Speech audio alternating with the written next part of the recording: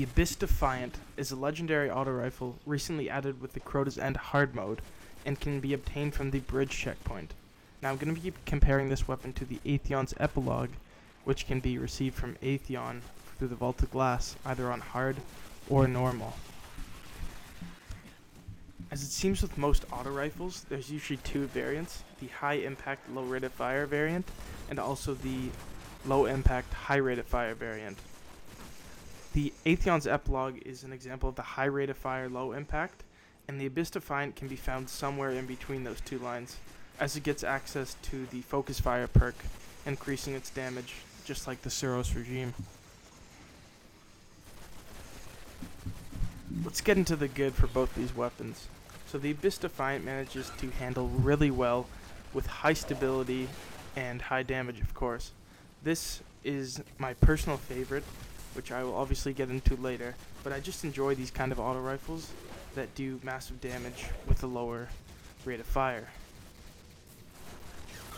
This thing also has a very, very quick reload speed, and it's almost maxed out.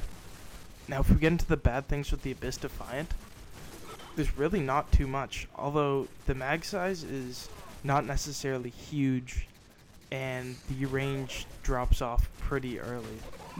Although my theory with guns in Destiny is that if they have a high stability, they will be able to perform at high ranges, but if they have a high range and no stability, they will not. So it's better to have stability over range, in my opinion. Let's switch gears here and go over to the Atheon's Epilogue. So this thing, like I said, is a high rate of fire, low impact auto rifle, and out of the box it doesn't come out with amazing stability, but the first perk you unlock is called Persistence, and this weapon will grow more accurate the longer it is fired. So this really helps out with the stability, and you won't notice too much recoil with this weapon. Another great bonus with the Atheon's Epilogue is that it has a really high mag size and also a really high ammo count. This thing, even without Field Scout, comes with 725 rounds and 70 in a clip. That is pretty amazing, especially if you're going through a Nightfall or even a raid if you're in the Vault of Glass. Where the Epilogue really suffers is its impact. This thing in the Crucible does 11 damage for a body shot, and I think it's 13 for a headshot. This requires a lot of bullets to kill, and you have to be really accurate with it.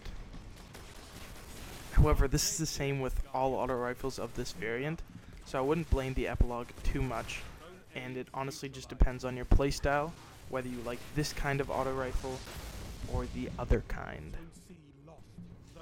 This weapon also gets access to Glass Half Full, which once you get down to the 35th round, it increases for bonus damage.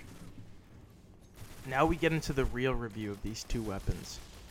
So without looking at playstyle or anything of the sort, we're just going to focus on raw damage.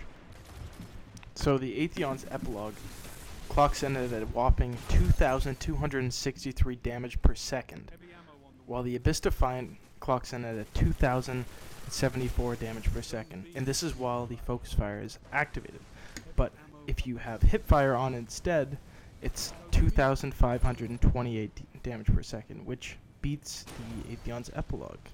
And just keep in mind that the Abyss Defiant is at 331, while the Atheon's Epilogue is at 300 attack. Keep in mind that all of these DPS damage statistics are done with 100% headshot accuracy, which means you will have to land every single headshot for the damage per second to be true.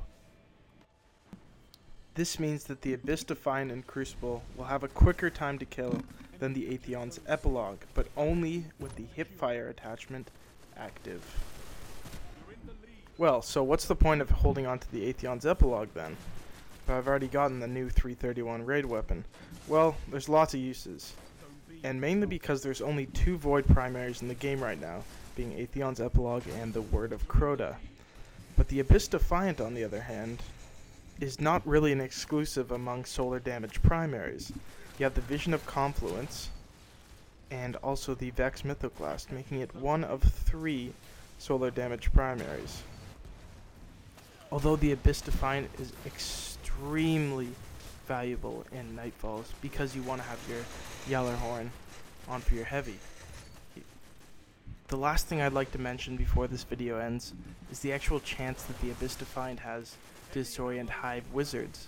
Now this is the perk that is exclusive to the Abyss Defiant and can be found on no other weapon. As you can see here, it takes about half a clip, I'd say, to disorient the wizard, and it acts basically the same as a stun grenade. Anyways, I'd like to thank you all for watching, and I hope you enjoyed this short review. And I will see you all in the next one.